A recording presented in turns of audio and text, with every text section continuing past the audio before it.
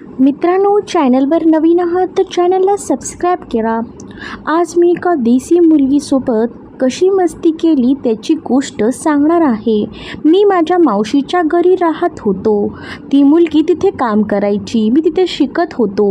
माझ्या प्रिय मित्रांनो, मी याचा आनंद कसा घेतला मी तुम्हाला माझ्या आयुष्यातील हे सर्व सांगणार आहे. देसी मुलगी असण्याचा मला आनंद कसा वाटला. माझा 12वीचा निकाल जाहीर झाला तेव्हा हा प्रकार घडला. मी 89% गुणांसह शाळेत उत्तीर्ण झालो. 3ऱ्या क्रमांकावर आलो. सर्वांनी माझे अभिनंदन केले.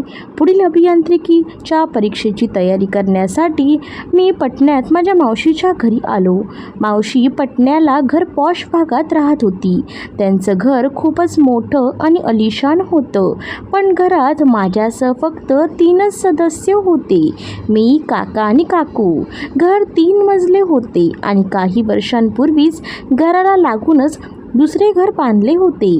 पूर्वीचे घर भाडेकरूंसाठी बांधले होते आणि नवीन घर आम्ही सर्वजण ते वापरू लागलो.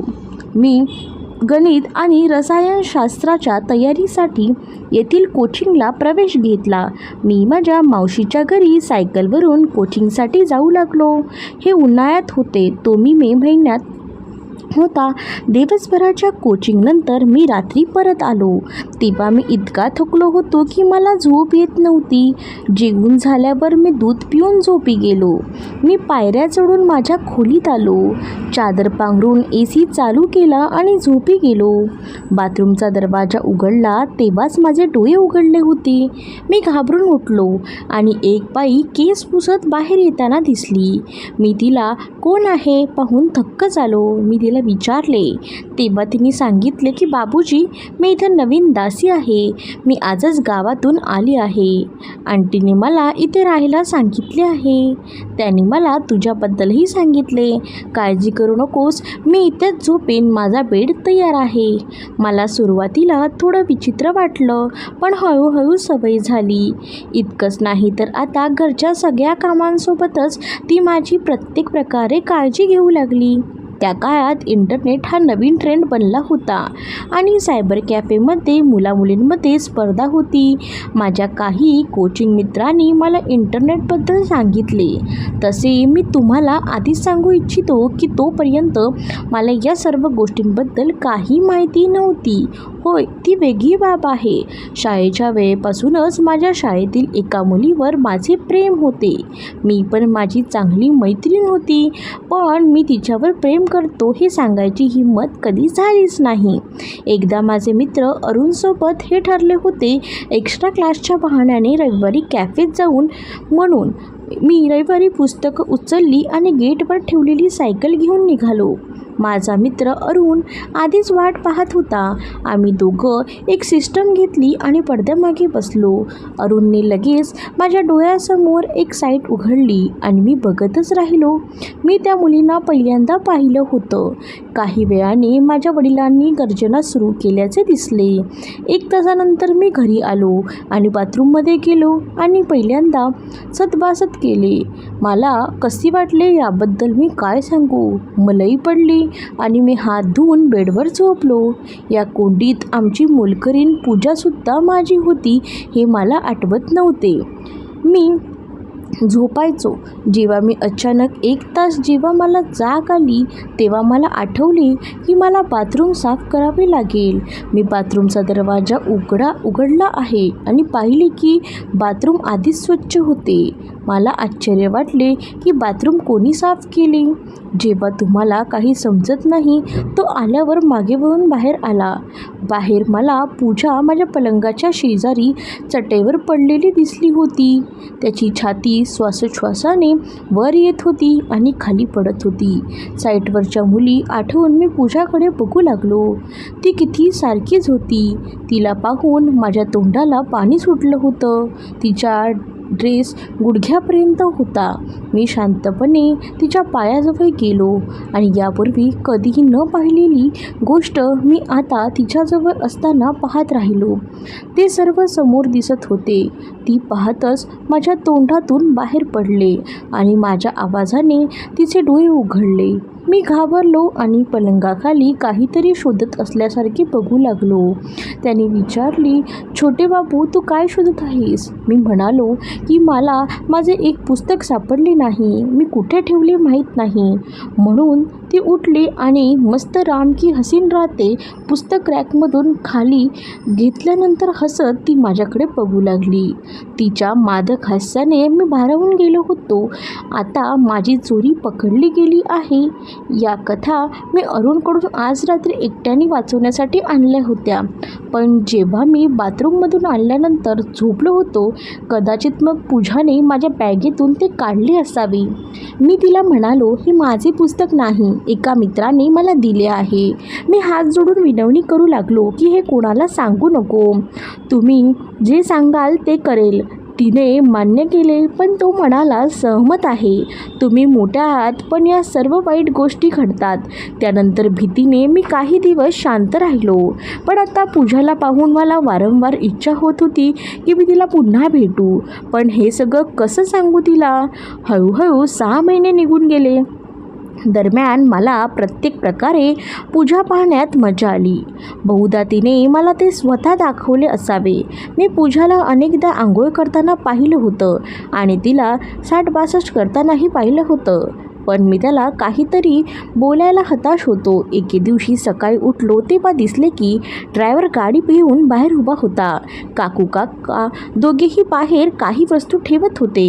काही समजले नाही म्हणून काकांना विचारले, तुम्ही लोक कुठेतरी चालला आहात? तर त्यांनी सांगितले की गावात काही समस्या आहे म्हणून आठवडाभर गावी जात आहे, काळजी करू नको, पूजाला सर्व काही माहिती आहे, ती खाण्यापिण्याची काळजी घेईल, तू आमच्या खोलीत खाली राहा, पूजा तुझ्या खोलीत झोपेल. मी म्हणालो, ठीक आहे. काही वेळाने ते निघून गेले. मी आत आलो आणि नाश्त्याच्या टेबलवर बसलो. पूजा आज काहीतरी बदल होताना दिसत होते. मी नीट नेरखून पाहिलं तर तिने खोल गळ्याचा ब्लाऊज घातला होता, ज्यातून असे वाटत होते की तिची 3 किलो वजनाची स्तने बाहेर यायला तळमळत आहेत. ती भरलेली होती. दुधाची भांडी खूप पांढरी दिसत होती.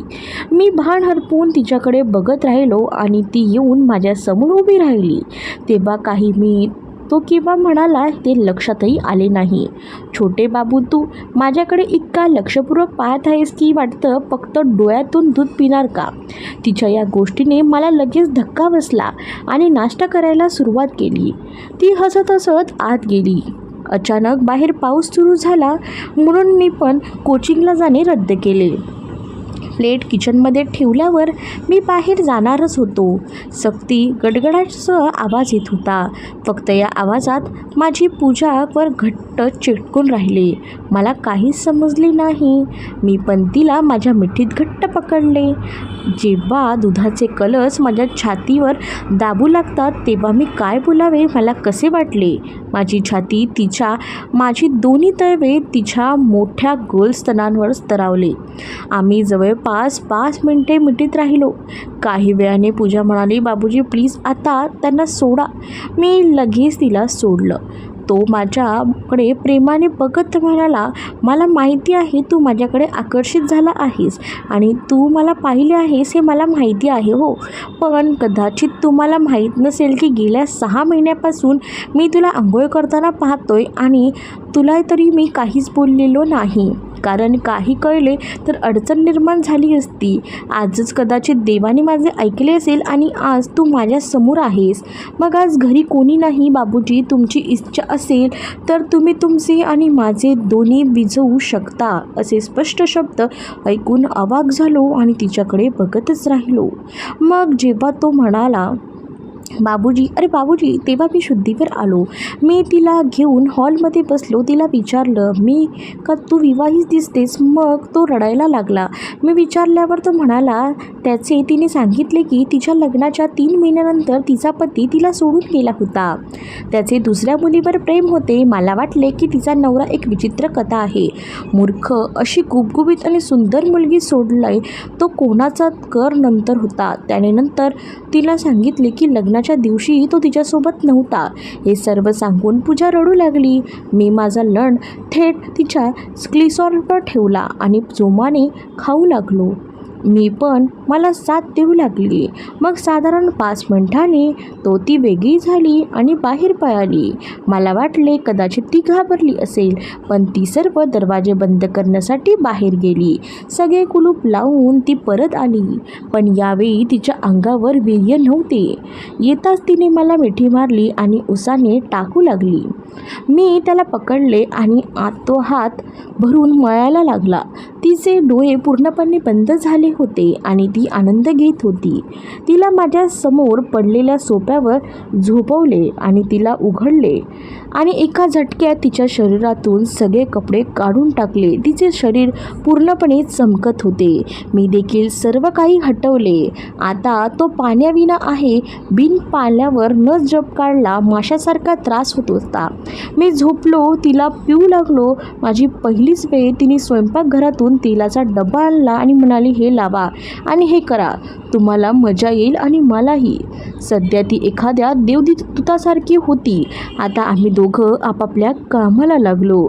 माझी प्रथम वेळ. तरीही 20 मिनिटांनी माझा रस आला. त्याला खूप मजा आली आणि त्याने मला पण पकडले. 5 मिनिटांनी ती पुन्हा म्हणाली, मी तयार आहे. यावेळी मी दोन्ही बाजूने नांगरणी केली. आता आम्ही दोघेही थकलो होतो, म्हणून एकमेकांना मिठी मारून झोपी गेलो. सुमारे 2 तासानंतर मला जाग आली. तेव्हा मी पाहिलं की पूजा किचनमध्ये स्वयंपाक करत होती. तिने पण काहीतरी घातले होते. तिला पाहून मला खूप आनंद झाला. मी उठलो आणि नांगरणी करू लागलो. मग आम्ही दोघांनी एकत्र बसून जेवण केलं आणि काही वेळाने आम्ही पण आंघोळ करायला गेलो. तिथे आम्ही दोघांनी एकमेकांना पूर्ण साफ केले आणि मग आम्ही बाहेर आलो तर ती अजिबात दिसत नव्हती. ती एक दासी आहे. ती अगदी देवदूतासारखी दिसत होती. मी तिला पाहिलं. मावशीचा एक सूट दिला जो तिने परिधान केला होता. तिने माझ्याकडून काही पैसे घेतले आणि मेडिकल स्टोअरमधून औषधं आणली. मी टोपी पण आणतो असे सांगितले. टोपी घालून येणार नाही असे सांगून तिने नकार दिला. मग आम्ही रात्री आणि पुढचे 7 दिवस एकत्र झोपायचो. मी खूप काही केले. तिची जितकी तळमळ होती तितकी तिची सर्व वस्त्रे निघून गेली. तो म्हणाला, तुझं लग्न झालं तर पण मी तुझी पहिली बायको होईन. आता माझ्या या शरीरावर फक्त तुझाच अधिकार आहे. आता महिन्यातील काही दिवस वगळता दररोज दुपारी आणि रात्री त्यांनी एकमेकांसोबत मस्ती केली. मी अभ्यासात रस घेऊ लागलो आणि स्पर्धा दिली.